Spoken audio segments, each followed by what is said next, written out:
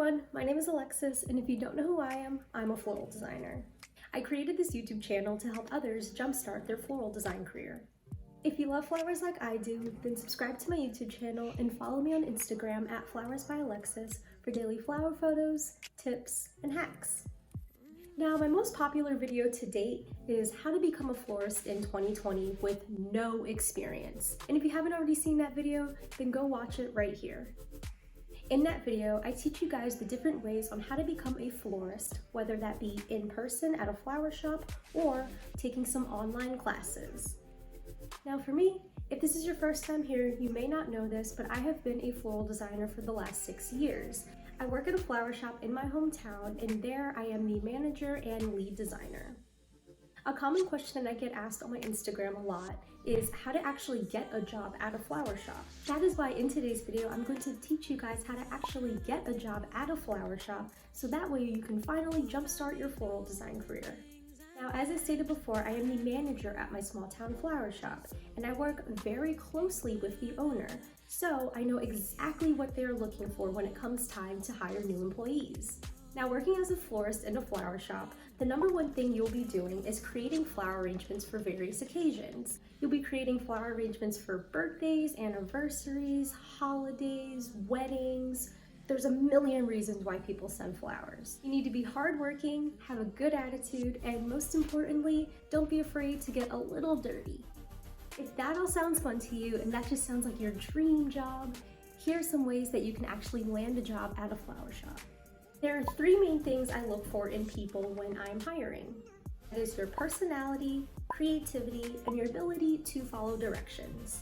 So, number 1, personality. You are the face of the business. When people come back, they want to remember the happy florist that helped them out that day, not the grumpy old grouch. Come into the flower shop with a good positive attitude, because that is something I look for when hiring new people.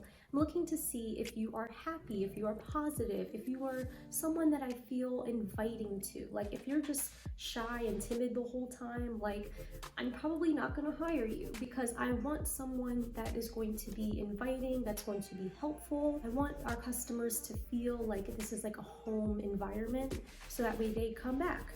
Number 2, creativity. So how creative you are. Part of being a florist is being creative and thinking outside of the box. So that's definitely something I look for when hiring new people, is how creative are you?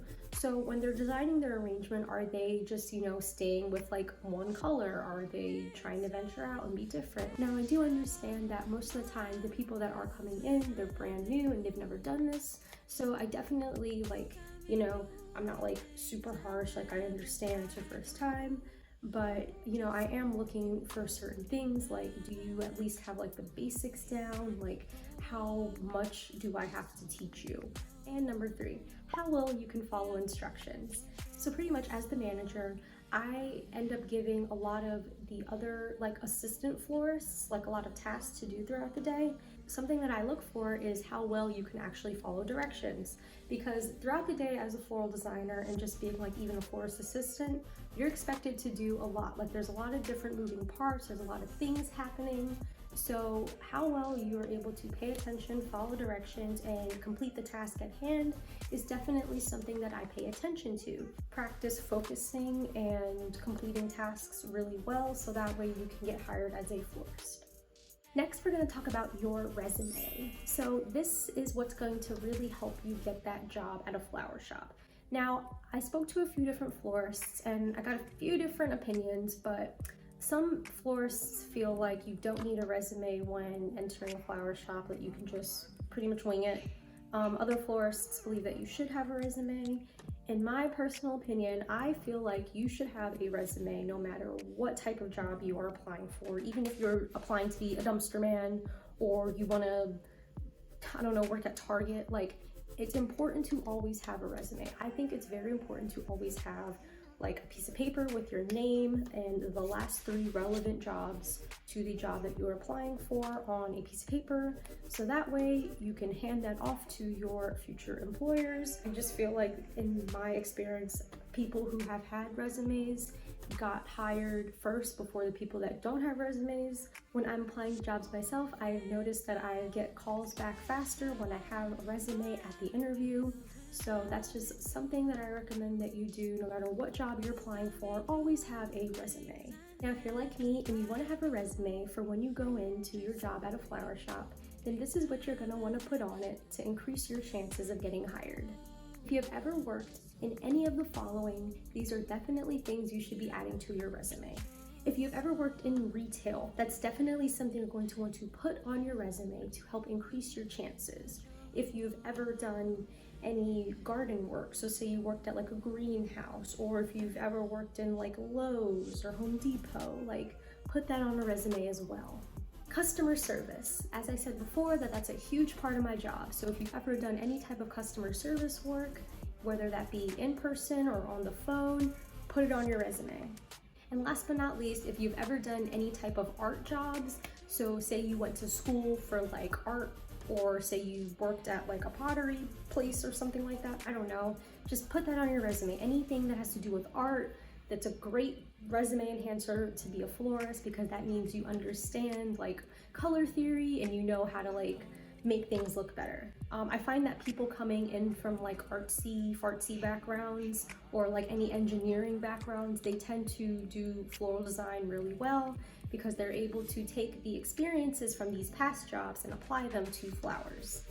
Now, after doing some research and talking to a few different other flower shop owners, I have learned that the best time to apply to a flower shop would be at least 2 to 3 months before the holiday season. So what that means is you're gonna wanna apply to your flower shop around like the August to like November phase. This is the hot spot. These are the times of years when flower shops are hiring people. This is right before the holiday season, which is in December, February, and May. I highly recommend to apply to your flower shop jobs right before the busy season starts. Having to train people in the middle of like a busy season is really hard.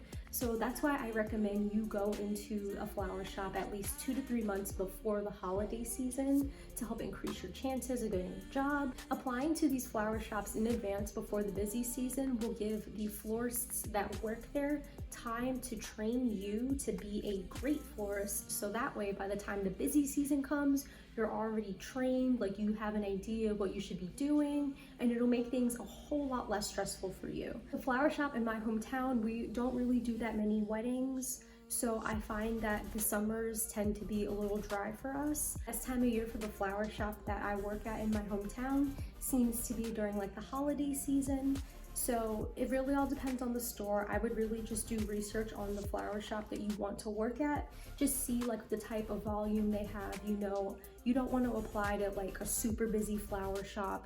You want to apply to like a medium scale flower shop. This is your first job as a florist, so you want to take time to really learn and understand the tricks and trades of floral design. Plus, you also want to learn the business side of being a florist. Learning the business side is very important, which is why I always recommend people getting a job at a flower shop first before getting a job like by yourself at home. I think that you learn so much more working at a flower shop than just like taking a bunch of classes online, because working at a flower shop you get to learn the business side of being a florist, and that right there is super important.